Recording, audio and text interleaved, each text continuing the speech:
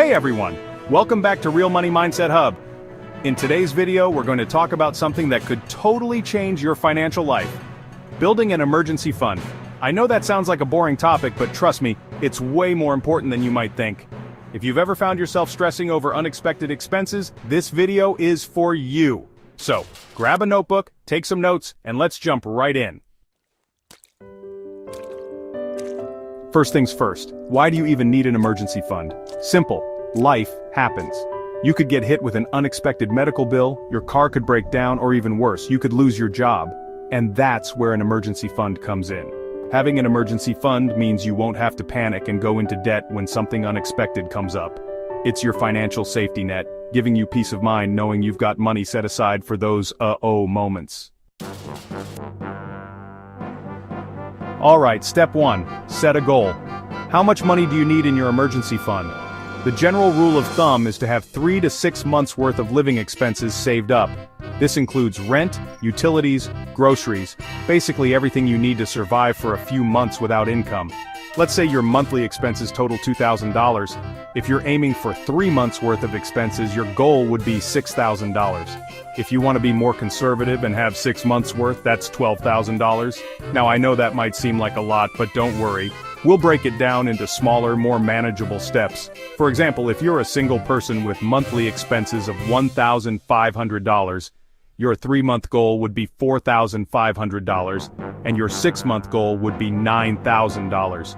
If you're a family of 4 with monthly expenses of $3,500, your 3-month goal would be $10,500, and your 6-month goal would be $21,000. Remember, the key is to set a realistic goal based on your specific situation. Start small and build up over time.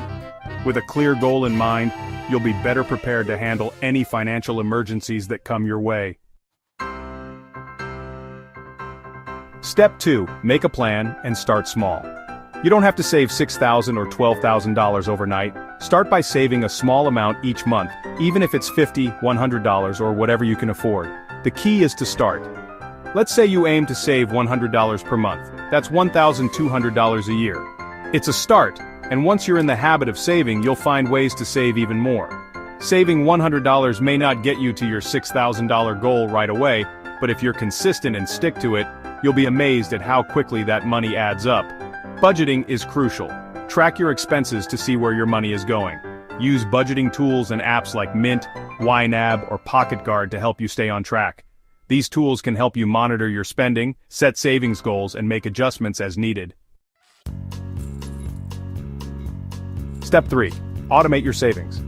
One of the easiest ways to make sure you're saving is to have it happen automatically. Set up an automatic transfer from your checking account to a separate savings account every time you get paid. Most banks allow you to set up these transfers, so it's almost like you're paying yourself first. You won't have to think about it, and the money will just build up over time. Plus, you'll be less tempted to spend it. Even if it's just $50 or $100 a month, automating it makes it much easier and helps you stay consistent. Step 4. Cut unnecessary expenses. Now I'm not saying you need to stop having fun, but it's time to look at your spending habits. Maybe you're paying for subscriptions you don't use or eating out more than you should. Take a look at things you can temporarily cut back on. For example, you could cancel unused subscriptions, cook more meals at home, or take public transport instead of driving. You can also negotiate your bills. Call your service providers and ask for a better rate or find cheaper alternatives. Take advantage of discounts and coupons. Shop during sales to get the best deals. Real-life examples show this works, like Jane, who saved $200 a month by cutting cable and using streaming services. It's all about finding ways to free up money to build your emergency fund faster. You'll be surprised at how much money you can save when you take a closer look at your spending. Step 5. Keep your emergency fund separate. Once you start building your emergency fund, it's important to keep it in a separate account, separate from your regular spending money. This will prevent you from dipping into it for non-emergencies. Open a high-yield savings account or a money market account that earns a little interest on your balance. It's easier to resist the urge to spend the money if it's not sitting right next to your checking account. Step 6. Track your progress and celebrate small wins. Building an emergency fund is a marathon, not a sprint, so it's important to track your progress and celebrate each milestone. Maybe you hit your first $500, or you've saved $1,000 in 3 months. Whatever it is, give yourself a little pat on the back. Tracking your progress will keep you motivated and help you stay on course. Let's hear some success stories. Meet Sarah, who built her emergency fund over a year. When unexpected medical bills came up, she was prepared and stress-free. And then there's John, who lost his job but had 6 months of expenses saved. This cushion allowed him to find a new job without panic. The psychological benefits of having an emergency fund are immense. It reduces stress and improves overall well-being. Knowing you have a financial safety net can give you peace of mind and confidence to face life's challenges. Let's quickly recap the steps to building your emergency fund. Set a goal, make a plan and start small. Automate your savings, cut unnecessary expenses. Keep your emergency fund separate, track progress, and celebrate small wins. If you follow these steps, you'll be well on your way to building a solid financial safety net. Remember, it's all about consistency and being patient. In this chapter, we'll discuss how to prioritize your savings. It's important to balance saving for your emergency fund with other financial goals. Start by listing all your financial goals and prioritize them based on urgency and importance. Allocate a portion of your income to each goal, ensuring that your emergency fund gets a significant share. This way, you can work towards multiple goals simultaneously without neglecting your financial safety net. In this chapter, we'll cover common mistakes people make when building an emergency fund. One common mistake is not starting early enough. The sooner you start, the more time you have to build your fund. Another mistake is not keeping the fund separate from your regular savings. This can lead to spending the money on non-emergencies. Lastly, avoid setting unrealistic goals. Start small and gradually increase your savings target as you become more comfortable with saving. In this chapter, we'll discuss whether you should invest your emergency fund. While it's generally recommended to keep your emergency fund in a liquid and low-risk account, some people choose to invest a portion of it to potentially earn higher returns. Let's start with the pros.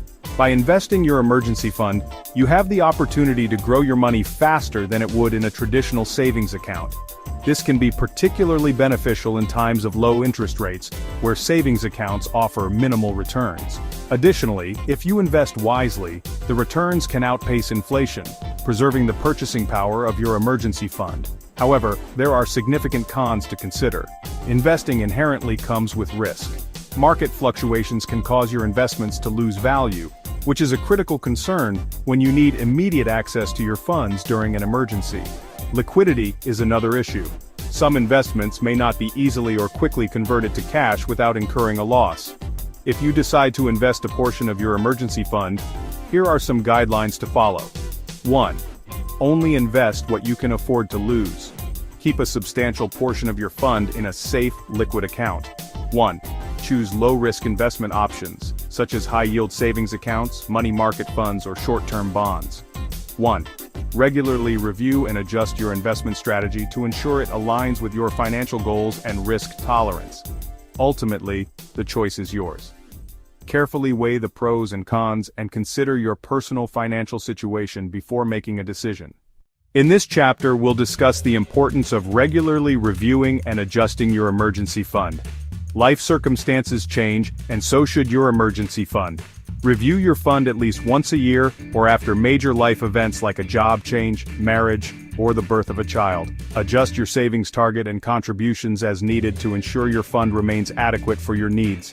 Keeping your emergency fund up to date ensures that you're always prepared for unexpected expenses, no matter how your life evolves. By regularly assessing your financial situation and making necessary adjustments, you can maintain peace of mind and financial stability. Remember, your emergency fund is a dynamic tool that should evolve with you. Stay proactive and keep it aligned with your current circumstances and future goals. In this chapter, we'll discuss how your emergency fund needs may change at different life stages. For example, a single person may need a smaller fund compared to a family with children. We'll provide guidelines for different life stages, including young professionals, families, and retirees, to help you determine the right amount for your emergency fund at each stage of life. For young professionals, starting out with 3 to 6 months' worth of expenses is a good rule of thumb. This cushion can cover unexpected job loss or medical emergencies without derailing your financial goals. As you move into the family stage, your emergency fund should grow to accommodate additional responsibilities.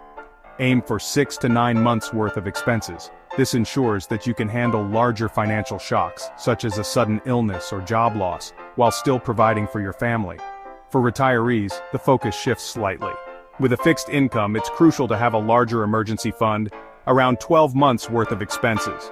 This buffer can help cover unexpected health expenses or other emergencies without impacting your retirement savings. Remember, your emergency fund is not a one-size-fits-all solution. Tailoring it to your current life stage ensures you're always prepared for the unexpected. By adjusting your savings goal as your circumstances change, you can maintain financial stability and peace of mind throughout your life. Thanks for watching, everyone. I hope this video helps you start building your emergency fund today. If you found this video helpful, make sure to give it a thumbs up and subscribe for more personal finance tips. Let me know in the comments how much you're aiming to save for your emergency fund and how you plan to reach your goal.